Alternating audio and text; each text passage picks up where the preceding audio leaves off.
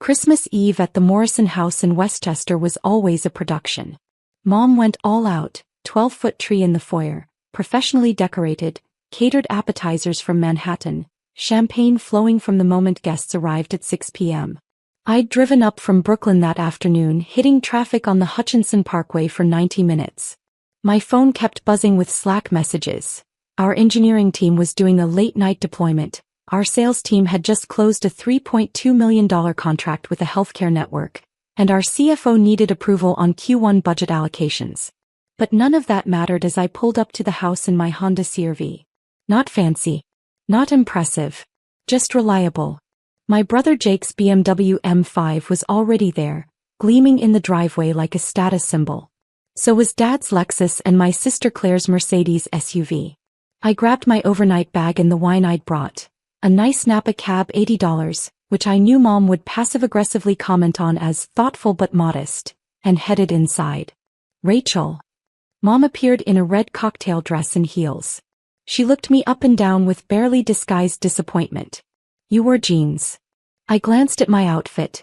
Dark jeans, a cream cashmere sweater and boots. Hi Mom. Merry Christmas. We have guests. The Andersons, the Chens, the Williamses. Couldn't you have worn something more festive? I'm festive. I'm here, aren't I? She sighed and took my wine. Well, come say hello to everyone. Your brother just got a promotion. Of course he did. The living room was crowded with family and friends. Dad held court by the fireplace, discussing his latest real estate development, luxury condos in Manhattan. Claire and her husband Brad were showing off photos of their new house in Connecticut. And Jake stood by the bar, surrounded by admirers, explaining his recent promotion to Senior Vice President of Sales at MedCore Solutions. Rachel. Jake spotted me and waved me over. There she is. My baby sister. I was 34. He was 37. But he'd been calling me baby sister my entire life, usually right before dismissing something I'd said. Hi Jake. Congratulations on the promotion. Thanks. It's been a great year. Just closed a $47 million deal with a hospital network in Boston. Biggest contract in company history. He turned to his audience. Rachel here works in tech. Don't you, Rach? I do. What's it called again? Your little startup. Cloud Medics. Right. Cloud Medics. He said it the way someone might say, adorable. What do you guys do again? Some kind of medical software. We provide cloud-based infrastructure for healthcare data management and analytics. Interesting. So like what IT support? Not exactly. We help hospitals and medical practices securely store, analyze, and share patient data across their systems. We integrate with EHRs, imaging systems, lab results, billing. Sounds complicated, Mr. Anderson interrupted. Is there a market for that? There is. Healthcare data is incredibly fragmented. We help solve that problem. Jake laughed. Rachel's being modest. Her company is basically a hobby, right, Rach? You work from your apartment. I work from our office in Manhattan. You have an office? He seemed genuinely surprised. We do. Near Bryant Park. How many people work there? Like 5. More than that. 10, 15. He was grinning now, enjoying himself. Claire and Brad had joined the conversation along with several family friends. We have 380 employees, I said quietly. Jake blinked. 380? Yes. Doing what exactly? Engineering, sales, customer success, operations, finance. Standard company functions. He exchanged a look with Dad. And this is profitable? Yes. How profitable are we talking? Like break even? Making a few $100,000. I could have told him. Right then. I could have said we'd just closed $127 million in revenue, that we'd raised $240 million across 3 funding rounds, that our last valuation was $680 million, that we had 847 healthcare clients including 12 of the top 20 hospital networks in America. But I didn't. We're doing fine, I said instead. Jake laughed again. Fine. Cute. Look, Rach, I'm not trying to be mean. But your little online thing isn't a real business. Not like what I do. MedCore has 4,000 employees globally. We generate $2.3 billion in annual revenue. We're publicly traded. That's a real company. Jake, Mom said gently, I'm sure Rachel is doing her best. I'm not saying she's not. I'm just being honest. Most startups fail. It's statistics. Rachel's been doing this for 6 years now? If it hasn't taken off by now, it's probably not going to. No offense. None taken, I said, even though offense was definitely taken. Maybe it's time to think about getting a real job, Dad suggested. Jake's company is always hiring. I'm sure he could make some introductions. Medcore would love someone with your technical background, Jake agreed. We need people who understand healthcare IT. I could get you an interview. Probably start you at $120,000, $130,000. Good benefits. Stock options. Real career path. Everyone was nodding encouragingly. Like they were doing me a favor. Like I should be grateful. That's generous, I said carefully. But I'm happy where I am. Happy in your apartment working on your little online thing? Claire spoke up for the first time. Rachel, be realistic. You're 34. Don't you want stability? Benefits? A 401k? I have all of those things. Through your startup? Come on. Jake put his hand on my shoulder in what he probably thought was a brotherly gesture but felt condescending. Look, I get it. You're proud. You've put years into this. But sometimes you have to know when to fold. There's no shame in admitting something didn't work out and moving on. Your little online thing isn't a business, Brad added, trying to be helpful. It's a learning experience. A stepping stone. Time to take what you learned and apply it to a real career. The entire room was looking at me with pity. Poor Rachel. Still playing entrepreneur at 34. Still pretending her little hobby was a real company. I set down my wine glass. I need some air.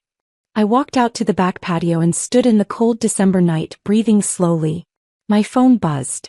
A Slack message from my COO David Martinez. David, deployment successful. 0 downtime. The engineering team crushed it. Me, excellent. Tell them great work. David, how's the family thing? Me, about as expected. David, they still think you're unemployed? Me, they think I'm running a hobby business from my apartment. David, incredible. When are you going to tell them? Me, I'm not. Let them figure it out on their own. David, you're evil. I love it. I went back inside after 20 minutes. The party had moved on to other topics. Nobody asked where I'd been.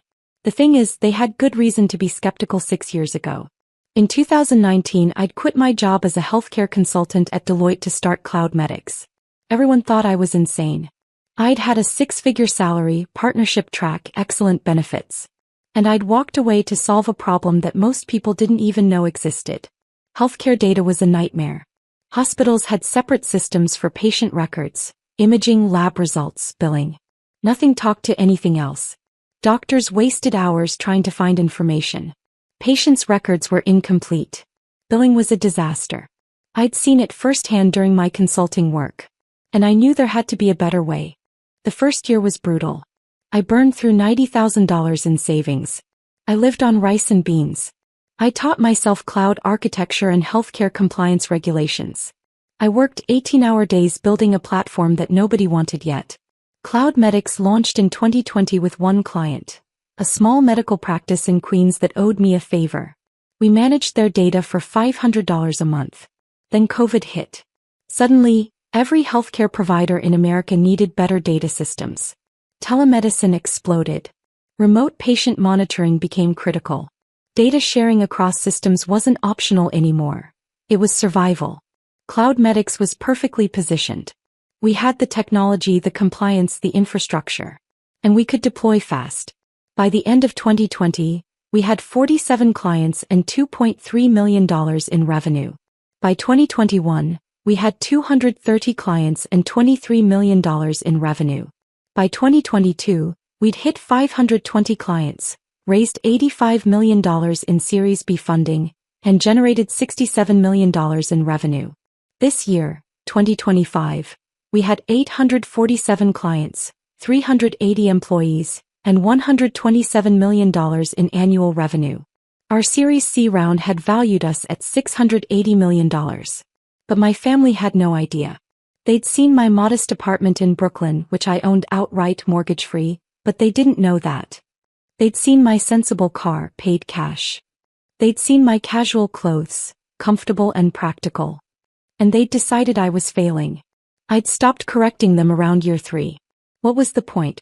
They weren't asking real questions. They were making judgments based on appearances. And honestly, part of me wanted to see how long it would take them to notice. To show genuine curiosity. To care enough to ask about my work beyond, how's the computer thing going? 6 years. The answer was 6 years and they still didn't care. 3 weeks after Christmas on a Wednesday afternoon, I was in my office reviewing our Q1 sales pipeline. We had 17 deals in late-stage negotiations, including 3 enterprise contracts worth $10+ million each. My office was on the 23rd floor of our Midtown Manhattan headquarters. Floor-to-ceiling windows overlooking Bryant Park. Modern furniture, dual monitors, walls covered with patents, industry awards and framed articles from HITN News, Modern Healthcare and Forbes about Cloudmedix's rapid growth. My assistant Jennifer knocked on my open door. Rachel, your 3 p.m. is here. Robert Chin from MedCore Solutions. I looked up from my laptop. MedCore? Yes. He's their executive VP of strategic partnerships. He's been trying to get a meeting with you for 6 months. This is his 3rd attempt. Jake's company. Did he say what he wants to discuss? Partnership opportunities. He mentioned something about integrating their medical devices with our data platform. I smiled slowly. Show him in. Jennifer left and returned 30 seconds later with a man in his mid-50s, wearing an expensive suit and carrying a leather portfolio. He was already talking as he entered. Ms. Morrison, thank you so much for finally agreeing to meet. I know your schedule is. He stopped mid-sentence. He'd just seen my face. The color drained from his cheeks. Mr. Chin, I said calmly. Please have a seat.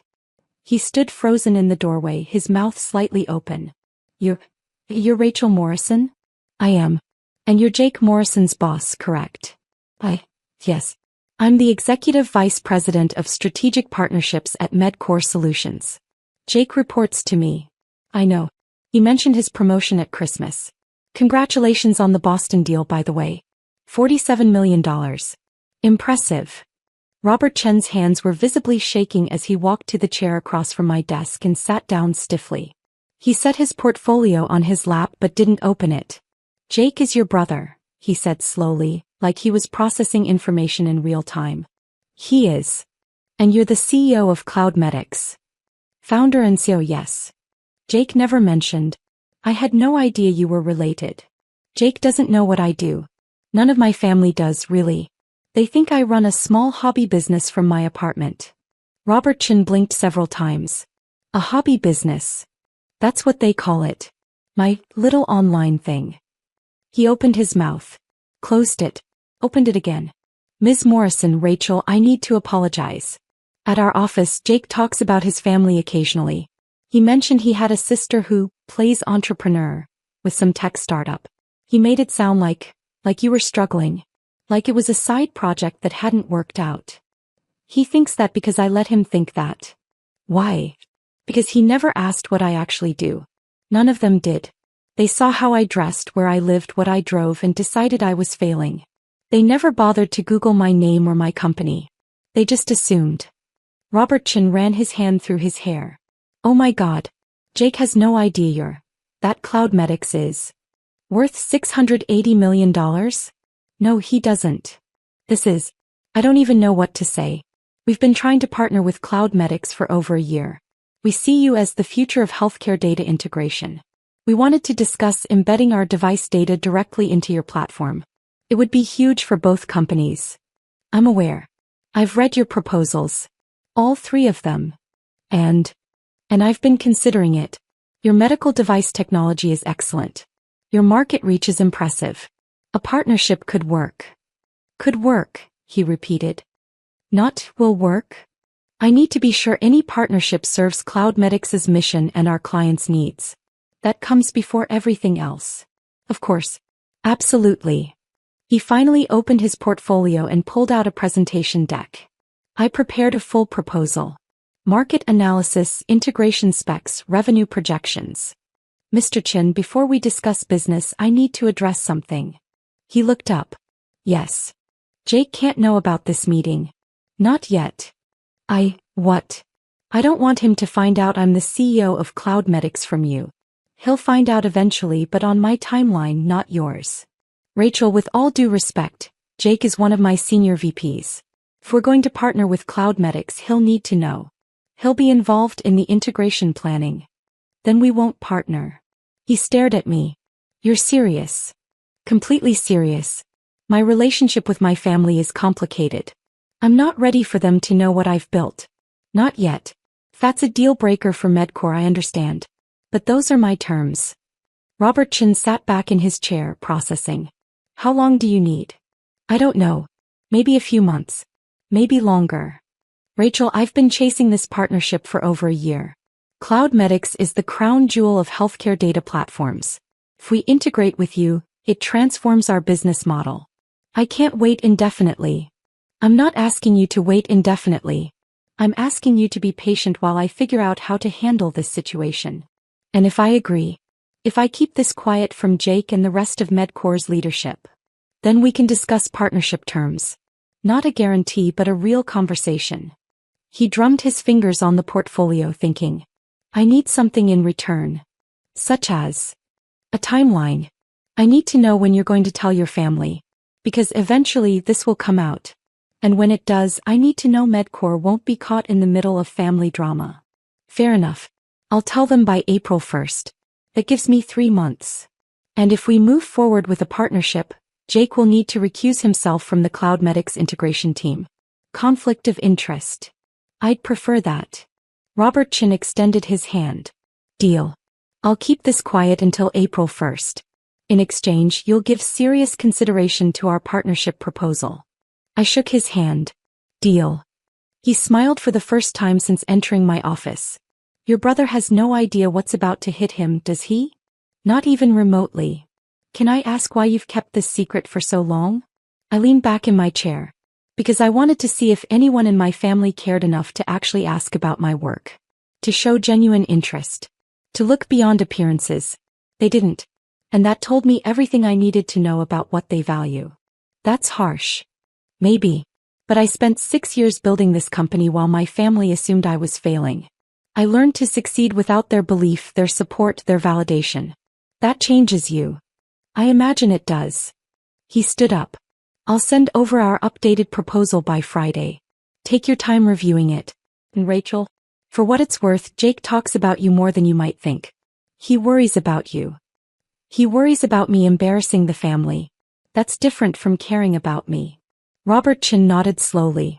You might be right about that. I'll be in touch. After he left, I sat in my office watching the sun set over Bryant Park. My phone rang. Jake. I let it go to voicemail. The next morning, Jennifer knocked on my door again. Rachel, your brother is in the lobby. He doesn't have an appointment, but he's insisting he needs to see you. Jake is here. Yes. He looks upset. I glanced at my calendar. I had a board meeting in an hour, but I could spare 15 minutes. Send him up. Jake appeared 5 minutes later, looking disheveled. His tie was loose, his hair messy. He walked into my office and stopped dead when he saw the space. What the hell is this? He asked. My office. Please sit down. Your office. He was looking around like he'd entered another dimension. At the windows, the furniture, the awards on the walls. This is your office. Jake. This is where I work. This is. He picked up an award from my credenza. Modern Healthcare Innovation Leader of the Year, 2024? You won this. Cloud Medics won it. I accepted on behalf of the company. He set it down carefully and picked up another. Forbes 30 Under 30 Healthcare Technology 2021. You were in Forbes. I was. He found a framed article on the wall. TechCrunch. Cloud Medics raises $240 million Series C at $680 million valuation. He read it out loud, his voice getting higher. The company, led by founder and CEO Rachel Morrison, has grown from a one-person operation to 380 employees and $127 million in annual revenue in just 6 years. He turned to face me. What the fuck, Rachel? Language. Don't do that. Don't act calm. He was breathing hard. My boss just called me into his office. Robertson. My fucking boss. He told me he met with you yesterday. He said you're the CEO of Cloudmedics. He said you've been the CEO this entire time. He said our company has been trying to partner with your company for a year. All true. Why didn't you tell us? You never asked. That's bullshit. We asked about your work all the time. You asked if I had a job. You asked when I was going to get a real career. You made fun of my little online thing. You offered to get me an entry-level position at your company. That's not asking about my work, Jake. That's dismissing it. He ran his hands through his hair. At Christmas I said, oh God, I said your startup wasn't a real business. You did. In front of everyone. Yes. And you just let me. I did.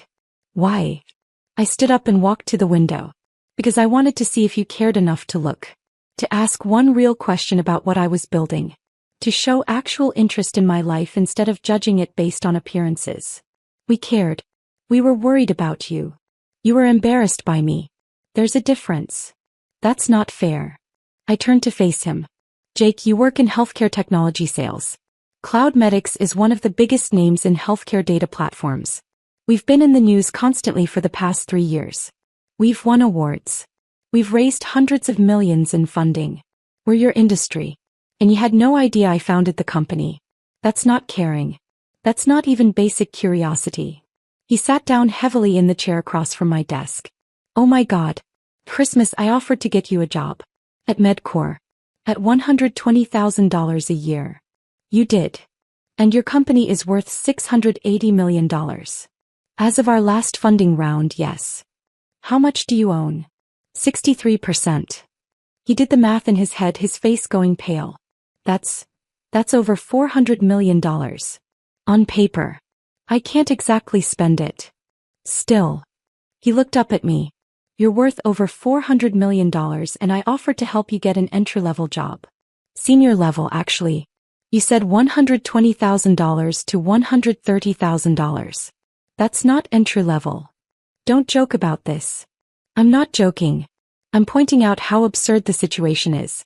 You assumed I was failing without knowing a single fact about my company. About my revenue, my clients, my employees, my growth. You just decided I was pathetic and treated me accordingly. I never said you were pathetic. You said my work wasn't a real business. You said most startups fail and it was time to give up. You said I was still playing entrepreneur at 34. What's the difference? Jake covered his face with his hands. I'm such an asshole. You are. But you're not alone. The entire family thinks the same thing. Does Mom know? Dad? No. They think I run a hobby business from my apartment just like you do. When are you going to tell them? Eventually. When I'm ready. Rachel, this is huge. You can't keep this secret forever. I can keep it as long as I want. It's my company, my success, my choice.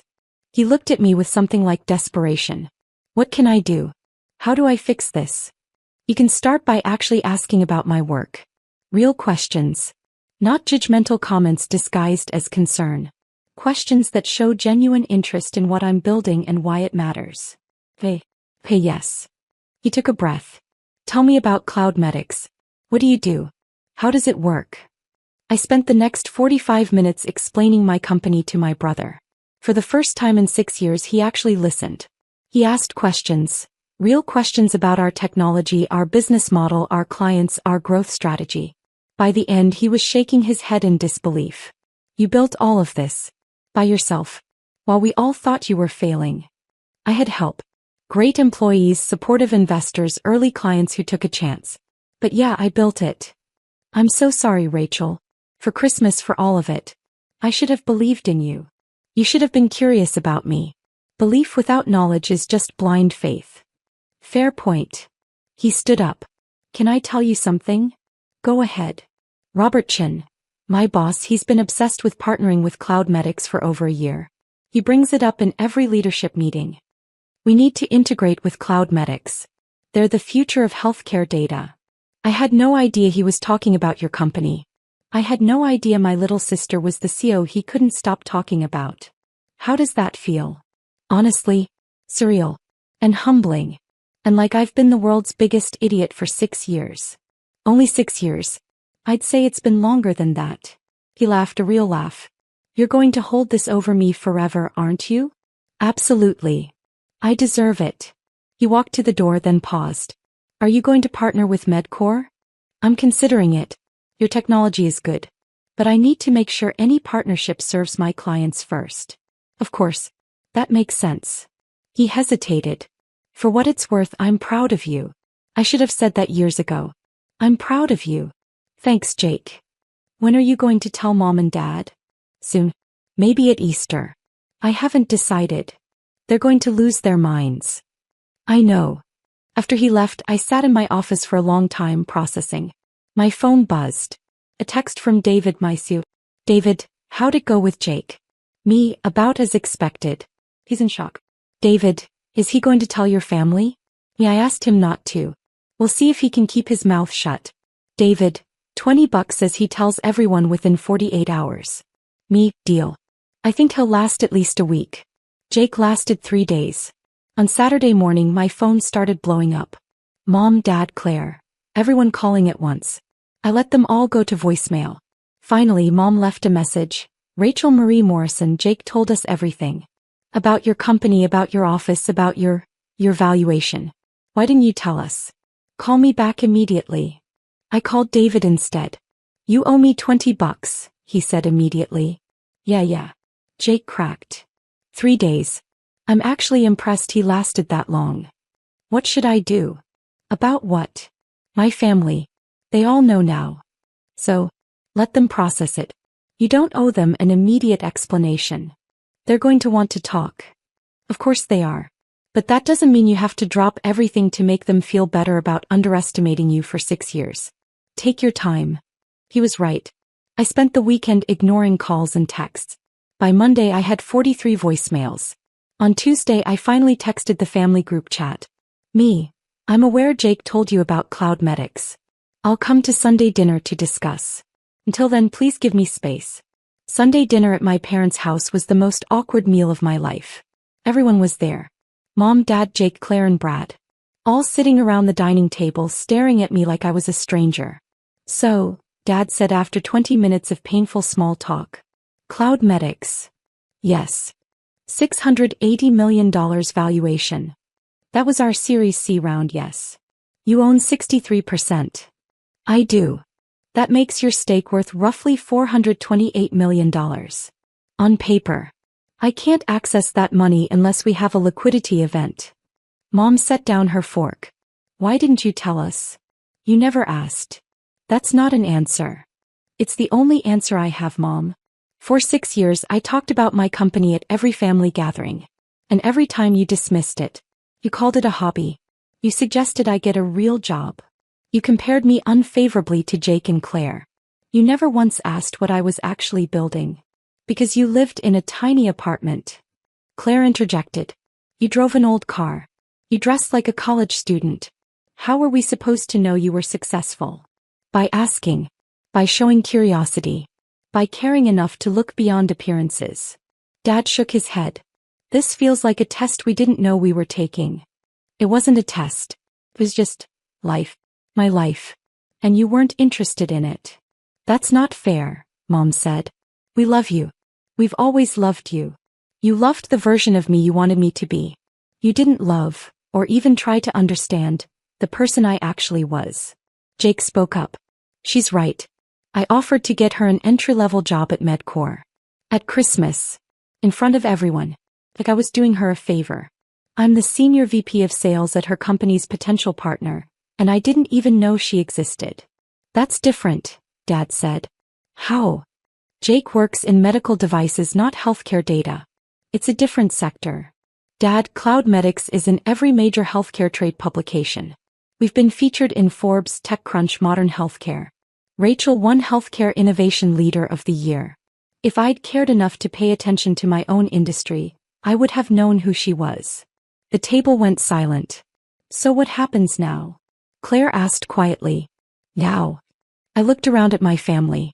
Now you know the truth. I built something extraordinary while you all assumed I was failing. That changes our relationship. How? Mom asked. I don't know yet. I need time to figure out how to be part of this family now that you know who I actually am.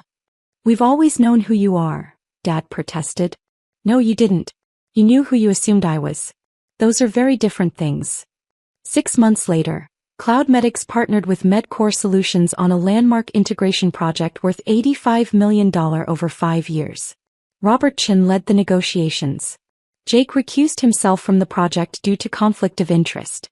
The partnership was announced in the Wall Street Journal. The article mentioned that I was Jake Morrison's sister, a detail that apparently shocked several people in the healthcare tech industry who knew us both. My family and I are still rebuilding. Slow, awkward work. Mom asks about the company now. Real questions about our technology and our clients. Dad reads every article about CloudMedix and sends me thoughtful emails. Claire and I have coffee once a month where we actually talk, not just exchange pleasantries. Jake became my biggest advocate. He tells everyone at MedCore about his genius CEO sister. It's a little much, but I appreciate the enthusiasm. Last month, Forbes ran a profile on me, the healthcare tech CEO who built a $680 million company in silence. They interviewed my family. Jake said, I underestimated my sister for years. That's my biggest regret. She taught me that quiet competence builds empires. Mom said, we didn't see what was right in front of us. We won't make that mistake again. Dad said, my daughter succeeded despite us, not because of us. That's something I have to live with. I framed all 3 quotes. Not because I needed their validation, I'd stopped needing that years ago. But because they were finally telling the truth. And truth, even delayed, is worth celebrating.